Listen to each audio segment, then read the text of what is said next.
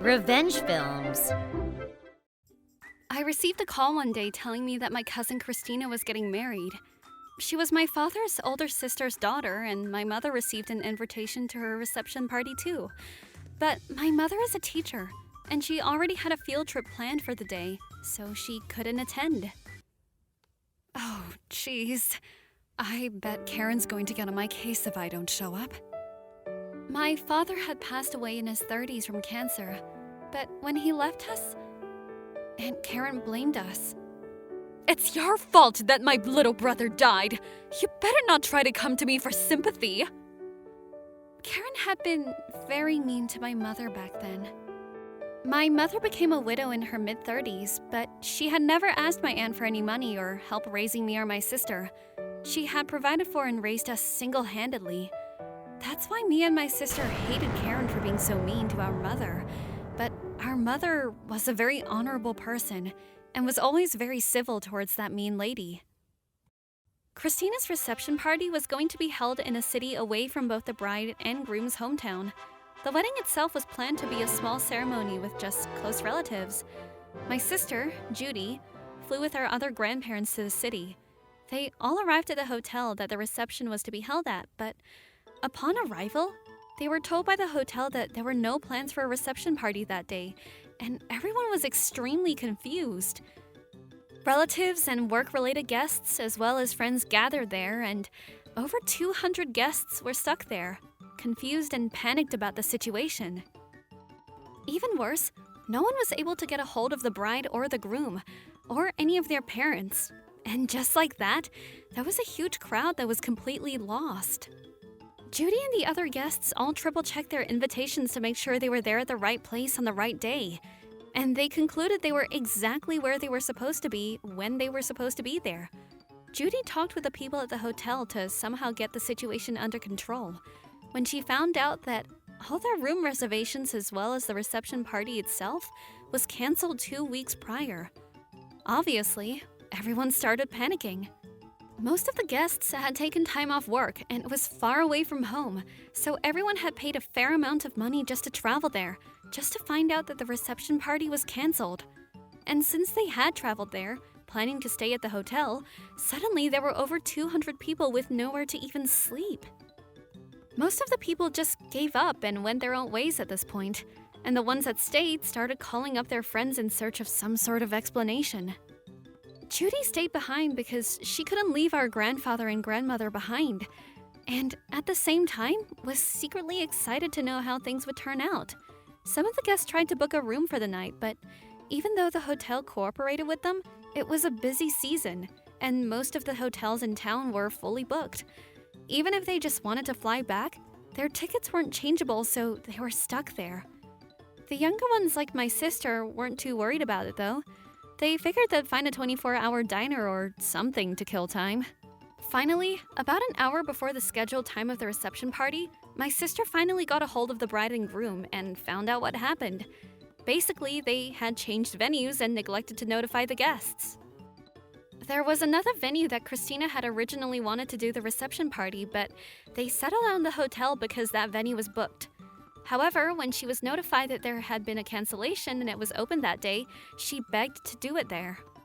But when they called the hotel to tell them they were canceling, they were charged the cancellation fee and told that the discount for the guests that were staying there would no longer be applicable. "Then you guys find me a cheaper hotel." Christina tried to make the hotel take responsibility, but of course, they didn't comply. "That hotel has no common sense." I heard that she yelled at them over the phone. The more I heard, the more it became apparent which side was lacking common sense.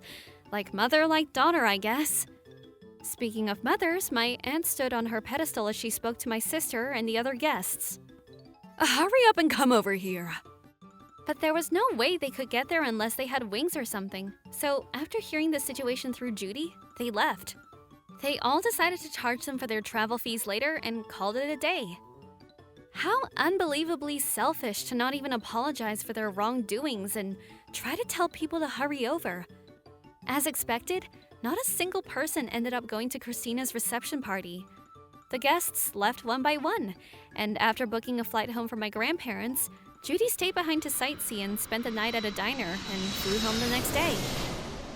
I expected Judy to complain about everything, but all I heard were fun stories of the great places that she checked out and how much fun she had. I asked if she wasn't mad at all, and she said that she hated Aunt Karen and our cousin Christina because they always talked trash about our mother.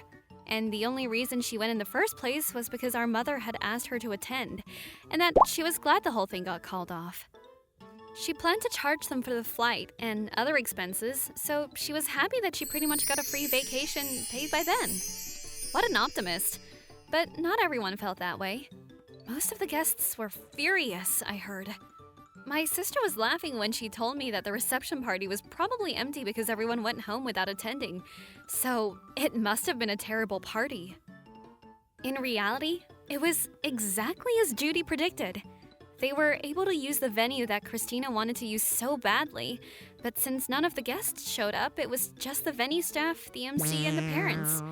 No one was even paying attention to the videos and letters that the parents wrote to their children, and it all ended with Christina screaming her lungs out. Naturally, Christina got divorced with her husband right away. Her screaming at the end of the party didn't help either, but her husband's parents were very upset with the situation, which ruined the two families' relationship, and they fought over which family would pay for the cancellation fees and the other compensation fees for the guests. Apparently, they're still fighting over the whole money situation even after they're divorced.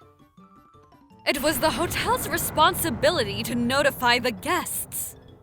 That was Karen and Christina's argument, which obviously made no sense, and they were shut down pretty easily. Then they switched targets to the relatives. Christina's marriage was ruined because you guys didn't show up to the reception party. You owe us all compensation. Karen threatened to sue them, but everyone knows that the best lawyer in the world couldn't win that case for them, so no one's worried about it. Both the bride and groom had the entire chain of events exposed to their workplaces and other friends and relatives. The rumors spread like wildfire and everyone pointed fingers at them, and they became so uncomfortable that they had to quit their jobs. The groom has locked himself in his room ever since. Ever since the incident, every time we have a family gathering, everyone from my father's side of the family brings it back up, and Aunt Karen always starts going crazy. But it wasn't just my mother who had been insulted by Karen, so everyone just takes advantage of the opportunity to get her back. My father also had a brother, and apparently Karen had been bullying his wife as well for a long time.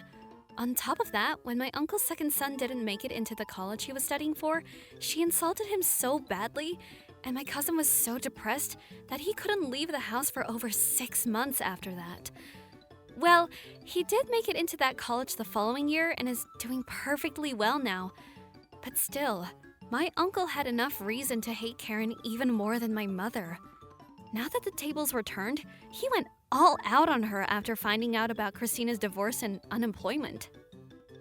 He just kept rubbing it in like that, and Karen would just turn red and get all hysterical every time. My mother isn't the type to add fuel, and just sits back and watches it all go down. But after everyone leaves, she laughs about it. That was pretty funny. Aunt Karen and Christina always would make fun of Judy for being single, but that was just because they would catch her at those times in her life and treat her like she had never had a partner. But honestly, Judy was way more popular than Christina will ever be. I mean, she could probably get married tomorrow if she really wanted to, but she prefers being single so she can work and repay our mother. Whenever I see my uncle ripping on Karen, I always think that he's taking it too far. But a part of me also feels like she's getting what she deserves. She should have known that karma can be a bitch. How was today's video? If you enjoyed it, please subscribe, like, and leave a comment. Stay tuned for more.